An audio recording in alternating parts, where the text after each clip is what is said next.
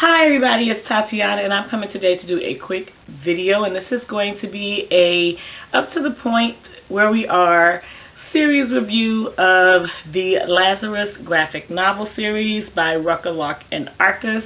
I have read all 4 volumes that have been published thus far. I have not reviewed any of these individually, but I have enjoyed this series so much that I could not talk about it, especially after reading Volume 4.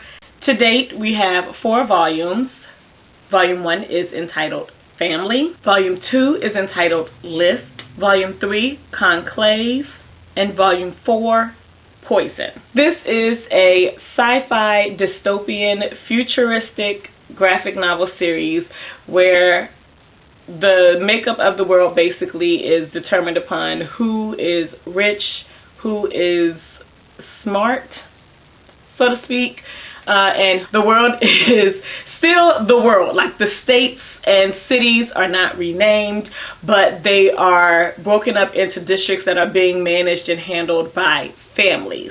So the family that we are following primarily in this series is the family Carlisle, and each family has this one person who is their sergeant at arms, which is a Lazarus, and they are genetically engineered, and they're the resident badass for that family. That's the person that they send out if there is trouble in a specific sector to go and neutralize the threat or the problem, be whatever it is, and they depend heavily on that person to command all of the martial law that needs to go forth in their district. The population of the world, it has not changed. It's not a great reduction in population, but if you are not wealthy, you don't matter. You have the families that are the rulers of the sections where they live. Then you have the serfs who work in that area and are valuable based on what they can do, and then everyone else is considered waste. They are unimportant. They just don't matter. These are the homeless, the sick, the thieves. They are considered to be worthless waste. This is not a series or a story that normally would stick out to me or that I would read. I'm not into some of the political intrigue that takes place in this graphic novel series. I do like the sci-fi elements of it, but it's just not something that under normal circumstances I would reach out to read. What made me pick this up was the cover art for Volume 1, and from that I was so intrigued after reading Volume 1 and wanting to know more about what happened to Forever Carlisle that I went ahead and continued going with Volume 2. After Volume 2, I was pretty much hooked because this world keeps getting bigger and more people start coming into the story. You're learning more about the Carlisle family as well as some of the other families that they are interacting with, and it's this whole corrupt society and system that is really on the brink of war. And as much as if this were a TV show or a novel, I would not be into it. That's how into this series I am. This is quickly becoming one of my favorite graphic novel series, and that's saying a lot considering how much I have been enjoying Saga as well as the Buffy the Vampire series. This right here is the tops for me. As the story begins or moves on, I think it's not in this one. No, it's in Volume 3. Once you get to Volume 3, you can really see the growth of the story because all of these other families are being brought into the fold, and so it gives you pretty much a dossier on each family and their leader. I don't know how well you can see that in Volume 3, and the way that they work together, who are each other's allies, and really this is a survival of the fittest and then some, because there are weak elements within the population, there are weak elements within the family, and again, awesome. I decided to review this series after reading volume 4. If you follow me on Goodreads, then you saw my reaction after reading volume 4. I read this like super late at night, and I needed a break, and I was thinking that this was going to be a light read, and it was not, and it was so good and damn near delectable. I hate that I have to wait for volume 5 to come out. I don't know when volume 5 is coming out.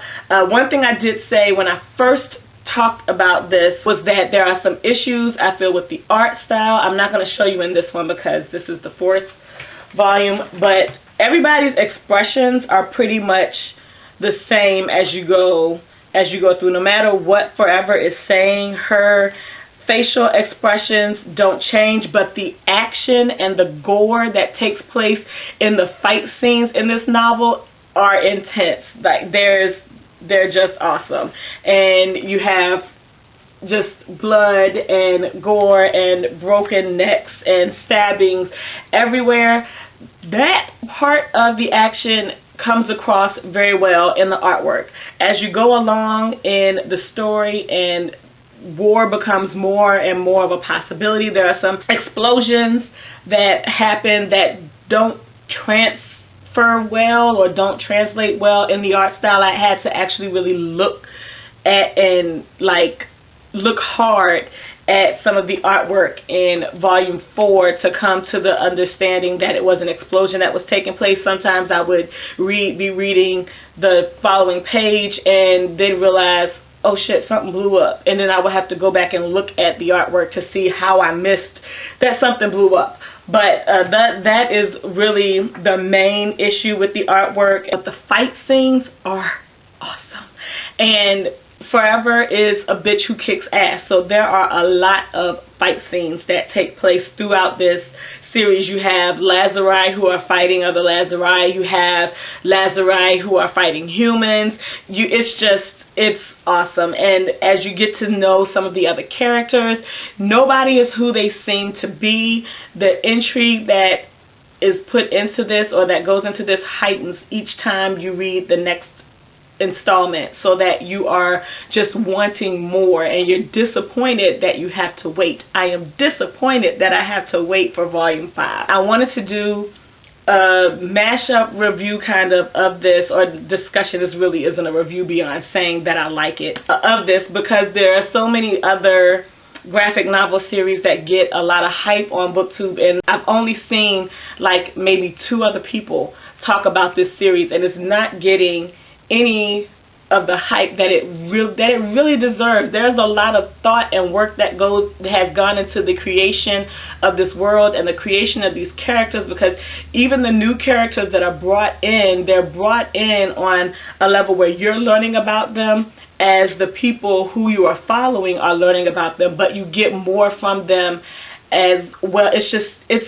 so well done and really well thought out, and everybody has something to contribute, and that is part of what goes into volume 2, which is called Lift, where those who are serfs and those who are waste have the opportunity to get themselves lifted in status, so that you can go from waste to serf, or from serf to whatever the next point is after that. I can't remember, but your level of usefulness changes from one level to another. We're still in the process of building this world. We're still in the process of bringing in new characters.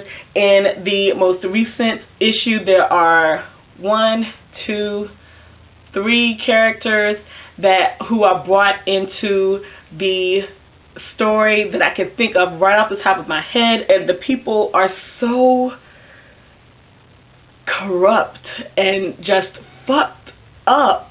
And then you have Forever, this Lazarus, who doesn't really know who she is, doesn't really understand what she is, and she is the voice of integrity sometimes in this story, as well as some of the other Lazarus that you meet as the story goes along. I really cannot say enough about this series. I'm enjoying this better than Saga, and I hope this continues to just grow and be great. One of the pluses of this that I think Saga has an issue with is that in Saga you have new characters who are brought in, but they're brought in this group of people that you already know, and then for the most part they're resolved before the end of the volume that you're reading. And that's not the case in this series. It's so much bigger than one or two new characters. And the cliffhangers at the end of these things are ridiculous. They keep you wanting more and more, and that is just above and beyond what Saga I have seen Saga do so far. And I enjoy Saga. I'm not bashing Saga in any way. I still think it is a great graphic novel series. I am thoroughly enjoying that story on its own, but it's a different kind of story. It's a different kind of world, and to have this level of screwed upitude that is in this series just makes it all the more enjoyable. Every time you think you know what's going to happen, it doesn't, and something even more explosive and just different and difficult happens, and it just makes this a great reading experience. I really hope it continues to go on the way it goes, the way that it's going, because at the end of volume 4, I couldn't read it. I stared at it for like 30 minutes, and I just kept saying the same thing over and over again, which is in my Goodreads review. I will try to link my review of volume 4 on Goodreads in the description box below. The last time I did that, it didn't actually link to the review. If I can't get that done, then I would just copy and paste my review and put that in the description box below. There are many explicatives in the review because that's just the kind of shit this makes me do. So yeah, that is all that I'm going to say about that. And I thank you all for watching. If you have any questions or comments, please leave them in the comment section below. Talk to me, and I hope you all have a good weekend whenever you see this video. Peace out.